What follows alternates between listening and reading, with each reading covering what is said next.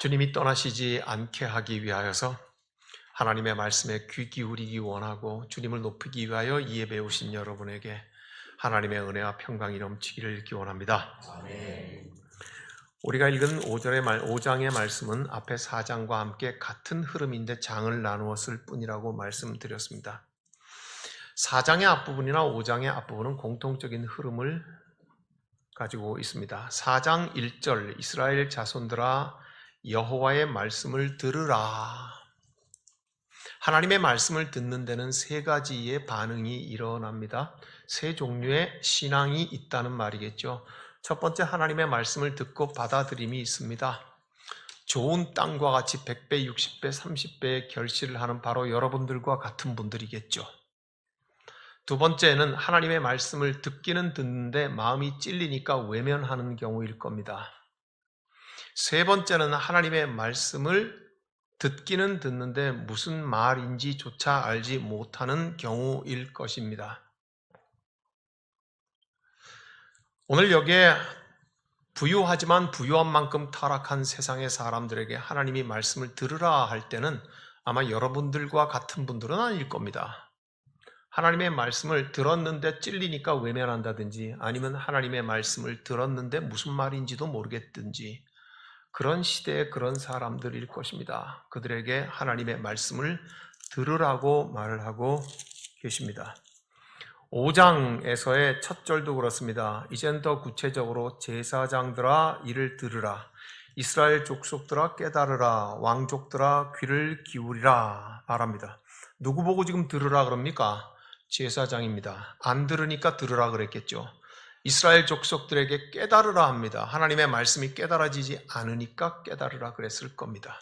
왕족들은 의시되느라고 귀를 기울이지 않았을 겁니다. 백성들의 소리에 귀를 기울이니 뭐 이따위 소리나 하면서 하나님의 말씀에는 귀 기울이지 않았으니 하나님께서는 귀를 기울이라고 했던 것입니다. 모두가 다 하나님 말씀을 들으라 인 것입니다. 듣지 않는 사람들에게 들으라 하니까 4장 1절 뒷부분에 너희에게 하나님을 아는 지식이 없다고 말씀하고 있습니다. 4장 6절에서는 내 백성이 지식이 없어서 망한다고 그렇게 말씀하고 있습니다.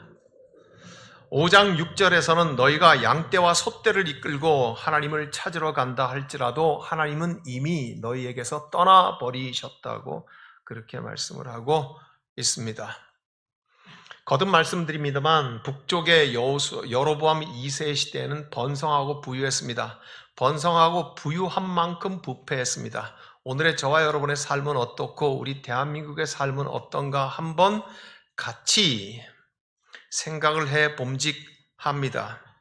하나님을 아는 지식이 없고 내 백성이 지식이 없어 망하며 양떼와 소떼를 이끌고 하나님을 찾으러 간다 할지라도 이미 그들에게서 떠난 시대, 바로 그것이 여로보암 2세의 시대였습니다. 그래서 하나님께서 떠나셨다고 하니까 이 말씀을 뒤집어서 제가 오늘 말씀의 제목으로 삼았습니다. 여호와를 떠나시지 않게 하라. 주님이 떠나시지 않게 하라는 것은 무엇을 하여야 할 것이며 어떻게 하여야 하는 것을 뜻하는 것입니까?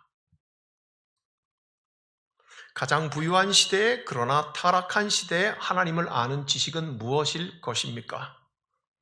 이 모든 것들을 깨닫게 하는 지혜는 도대체 무엇이며 어디에서 얻을 수가 있을 것입니까?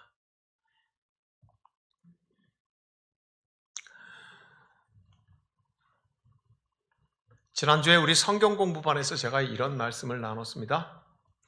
지혜, 그것은 어쩌면 하나님을 의인화시켜서 만든 것일 수 있습니다. 잠언에서는 온통 지혜를 구하라고 말하고 지혜는 네 어머니와 같고 아버지와 같다고 사람인 것처럼 말을 하고 있으니 이것은 지혜는 곧 하나님이실 것입니다. 지혜, 그것은 변화할 가능성이 있는 것과 변화할 가능성이 없는 것을 구분하는 것이 거기에서 시작되는 것일 것입니다. 변화할 가능성이 있는 것에 대해서는 그러면 어떻게 한다는 말입니까? 선지자와 같이 변하라고 외치는 것입니다. 공평과 정의를 하수와 강같이 흐르게 하라고. 이것이 하나님의 말씀이요 하나님의 뜻이고 하나님이 세상을 창조하신 이유이고 당신을 예수 믿는 사람 되게 한 이유라고 하는 것에 대하여서 비뚤어진 길을 바로하고 비뚤어진 삶을 다시 돌이키라고 외치는 것, 이것이 뭐예요? 선지자가 이 땅에 나타나서 했던 노릇입니다. 그렇지만 도저히 변화하지 않는, 세월이 흘러도 안 되는 게 있습니다. 인간의 죄성, 악함.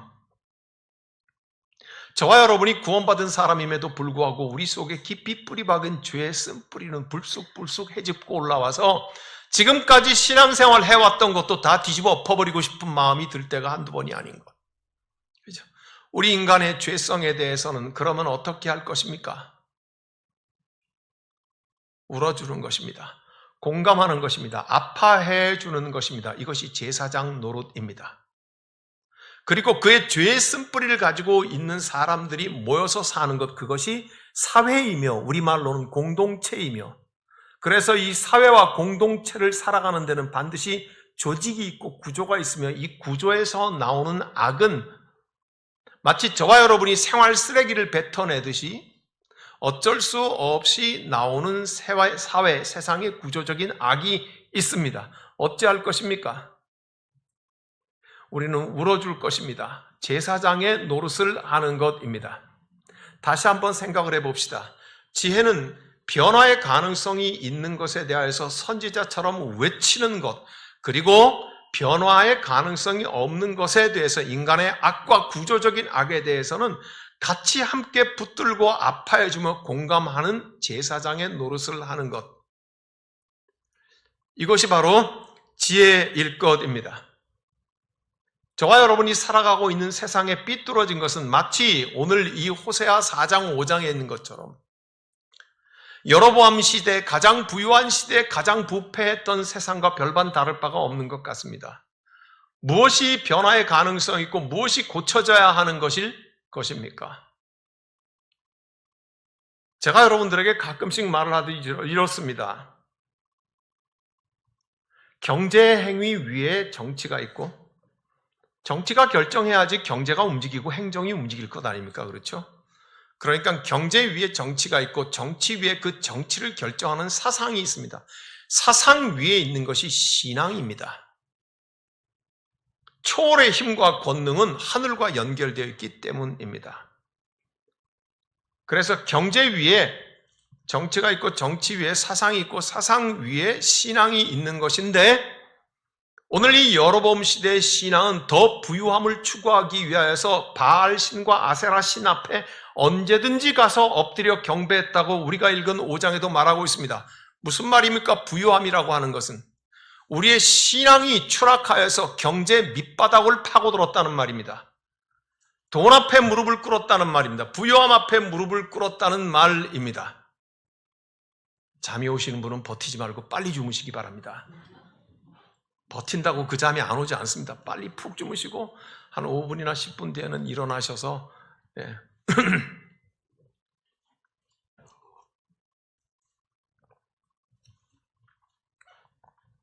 여로보암 시대는 그랬습니다.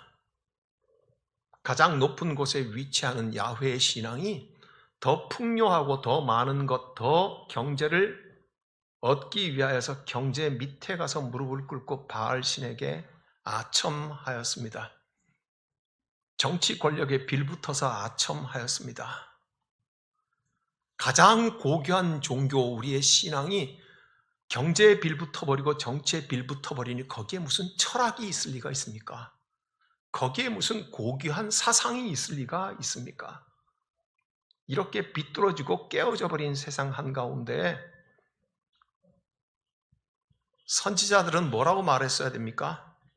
바로잡으라고, 하나님의 공평과 정의가 강같이 흐르게 하라고, 야훼 신앙이 온 세상 가운데 은총을 베풀어야 할 것인데 오히려 교회가, 신앙이 세상의 걱정거리가 되고 세상의 조롱거리가 되고 돈의 조롱거리가 되고 권력의 조롱거리가 되고 있는 세상 한가운데서 분별하지 못하여 뭐라고 말하고 있습니까? 하나님의 말씀을 듣지 않으니까요. 하나님을 아는 지식이 없어 내 백성이 지식이 없어 망하는도다. 양떼와 소떼를 이끌고 하나님을 찾으러 간다 할지라도 하나님은 거기에 계시지 않는다는 그런 시대 아니었습니까? 인간의 죄성이 있는 곳에 울어주는 사람도 없습니다. 붙잡고 그 사람에 공감하는 사람도 없는 여로보암 2세의 시대였습니다. 그런데 왜 자꾸만 여로보암 2세의 시대를 말하면서 우리가 살아가고 있는 대한민국의 형편과 이토록 겹쳐지는지 그건 저만의 생각입니까?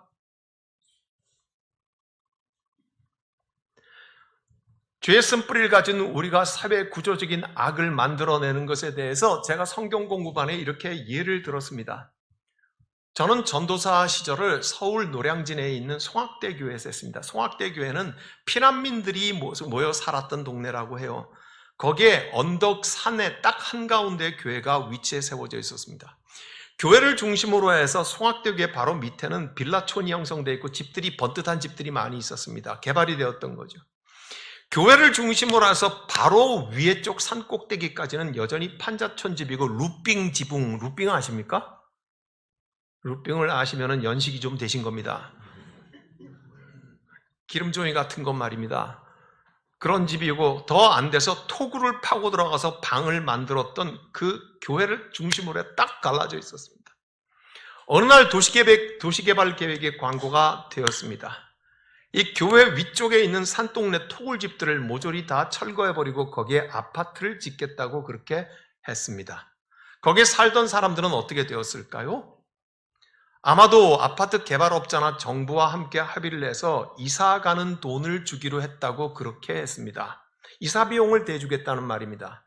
그것만 가지고는 안 되니까 앞으로 이 아파트가 지어지면 이 고층 아파트에 가장 먼저 입주할 수 있는 입주 우선권, 이거를 한마디로 딱지라고 하더군요.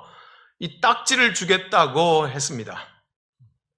그러면서 다 불도저로 밀어버렸는데 저는 설교 준비할 때 그 창밖으로 불도저가 굉음을 일으키며 그 토굴집들을 밀어버리는 모습을 생생히 두 눈으로 봤습니다.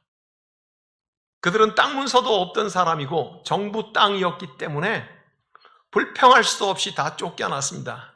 이사비용 몇 푼과 입주 우선권 딱지 한 장을 받고 쫓겨났습니다. 그리고 거기에 고층 아파트가 멋지게 들어섰습니다.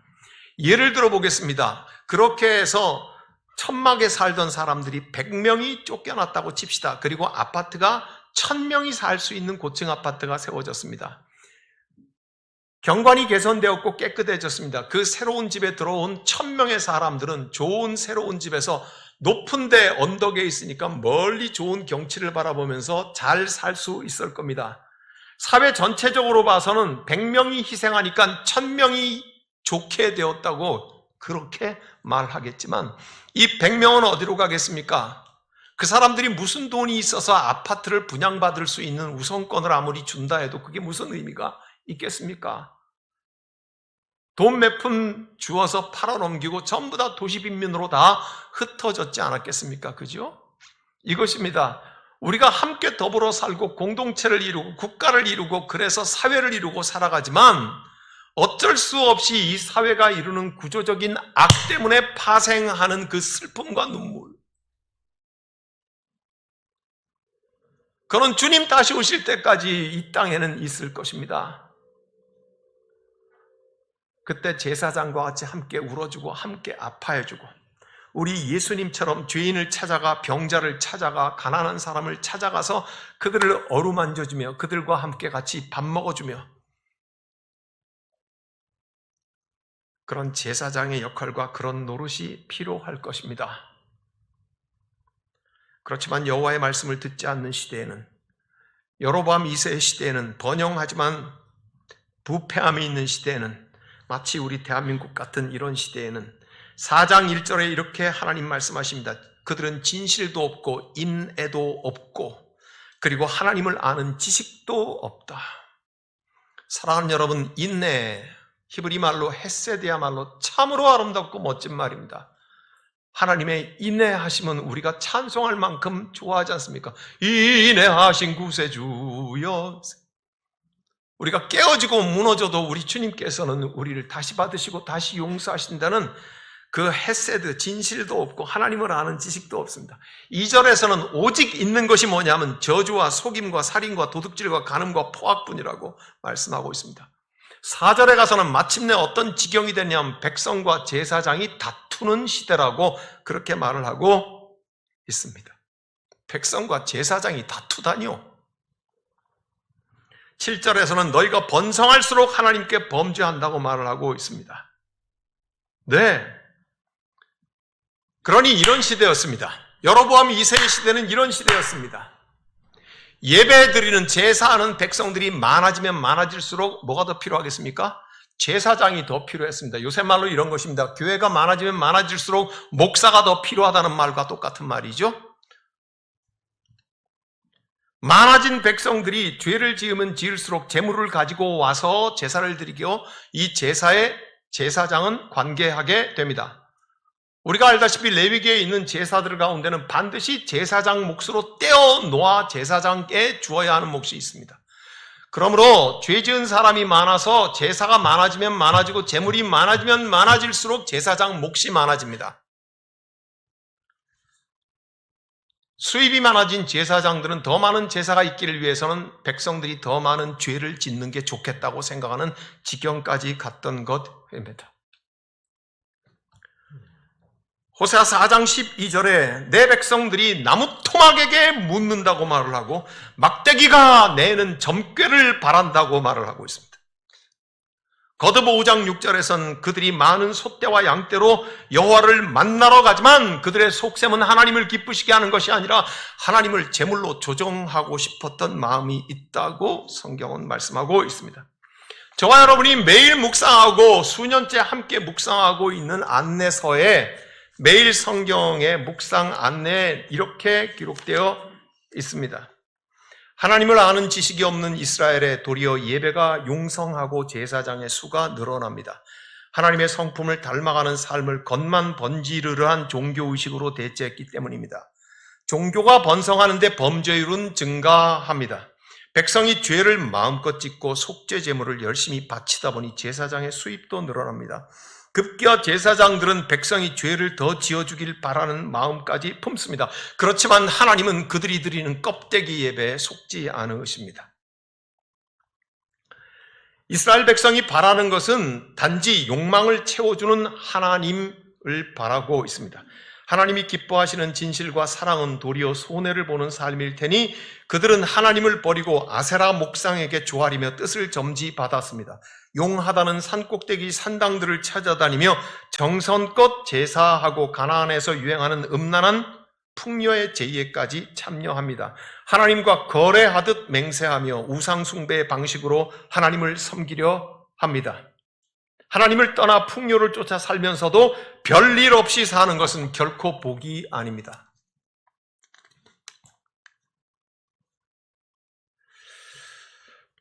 양떼와 소떼를 잔뜩 제물로 바쳐도 하나님은 조종당하지 않으십니다. 예배당을 대형화하고 헌금액을 늘리고 예식을 화려하게 해서 하늘을 감동시키려는 건 바알을 예배하는 방식일 뿐입니다. 부와 안정을 예배의 열매로 수식하겠지만 하나님은 사생아를 낳았다고 성경에서 말씀하고 계십니다.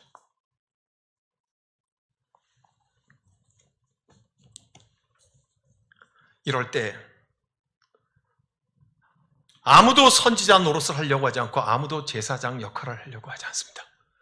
왜냐하면 하나님의 말씀은 지혜인데 그 지혜를 듣지 않기 때문입니다. 아무도 하나님의 말씀을 듣지 않습니다. 아니 들었다 할지라도 가슴에 찔리니까 외면하고 싶은 겁니다. 하나님의 말씀이 들리지 않으니 지혜가 없으니 변화가 가능한 것과 변화가 불가능한 것 구분조차 하지 못합니다. 변화가 가능한 것에 대해서 선지자적인 외침을 해야 될 때 침묵함으로써 어용 선지자 노릇을 하고 비겁함의 극치를 보여줍니다. 구분하지 못하니까 변화하지 못하는 인간의 죄성을 향하여서 마치 선지자인 것처럼 광장에서 큰 소리로 떠들어댑니다.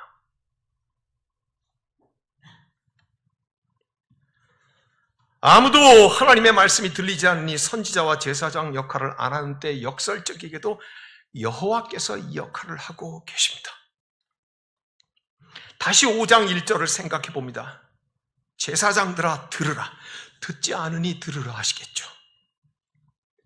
백성들아 깨달으라, 깨닫지 못하니 깨달으라 하시겠죠.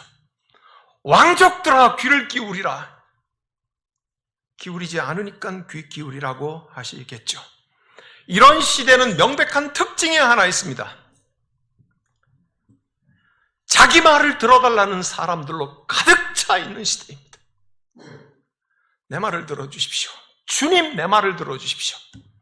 자기 말, 자기 기도, 자기의 찬송, 자기의 높임, 자기의 요구, 자기의 방향, 자기의 목적,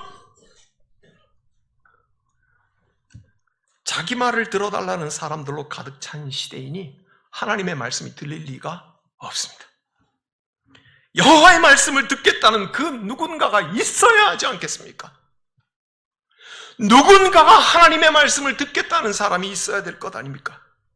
누군가는 하나님의 음성에 귀를 기울여야 말씀하시는 주님이 계시다는 것이 하나님께서 떠나지 않고 여기에 임재해 계시다는 증거가 되지 않겠습니까, 여러분? 지난주 다니엘 기도회 때 장로님 한 분이 간증을 하면서 이렇게 했습니다.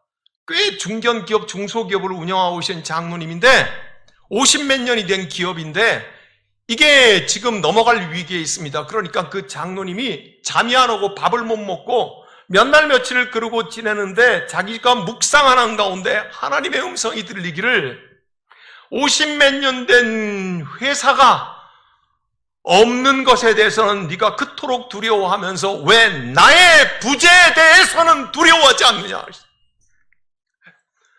회사는 원래 없었던 것인데 잠시 생겼다가 사라지는 것에 대해서는 그토록 두려워하면서 영원부터 계셨던 그 하나님의 부재, 하나님이 아니 계시는 것 같은 상태, 하나님의 말씀을 듣지 못하는 상태, 하나님을 확실하게 믿지 못하는 그런 하나님의 부재의 상태에 대해서는 너는 왜 두려워하지 않느냐?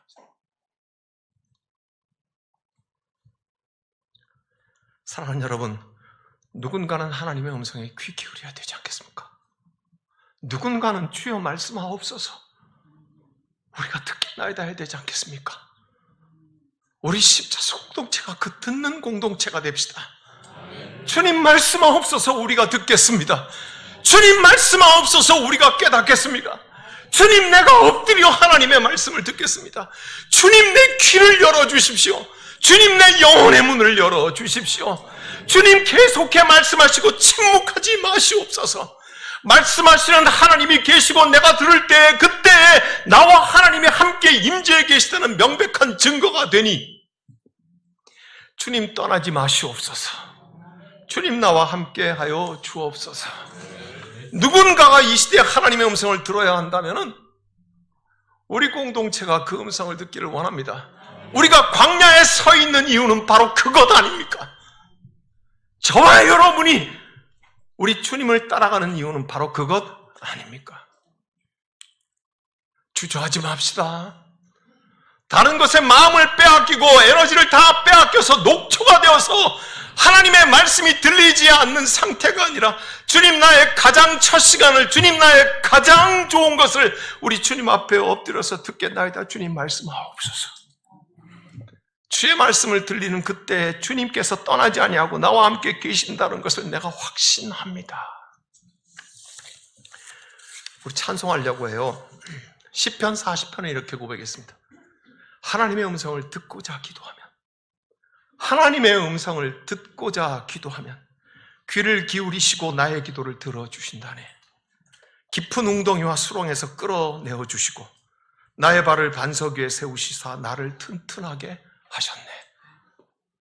하나님의 음성을 듣고자 하면 우리 함께 같이 찬양합시다.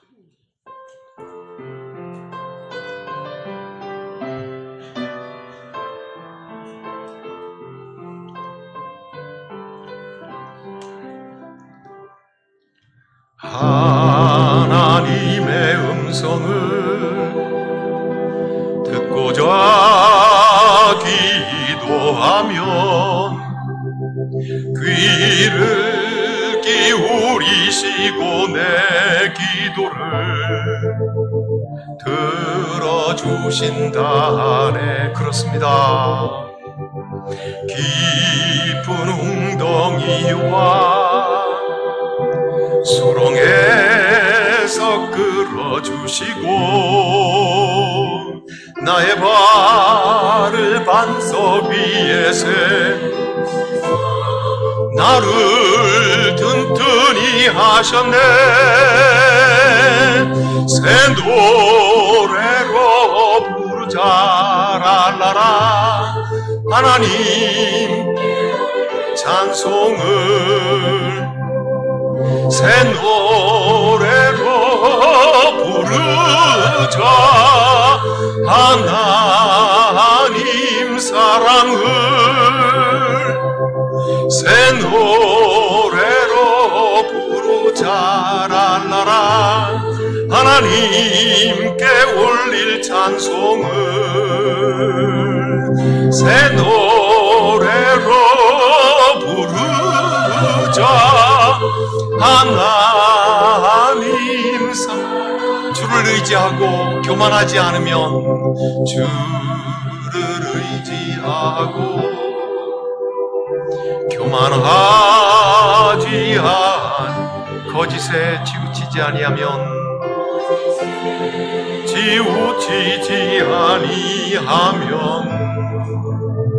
복이 있으리라.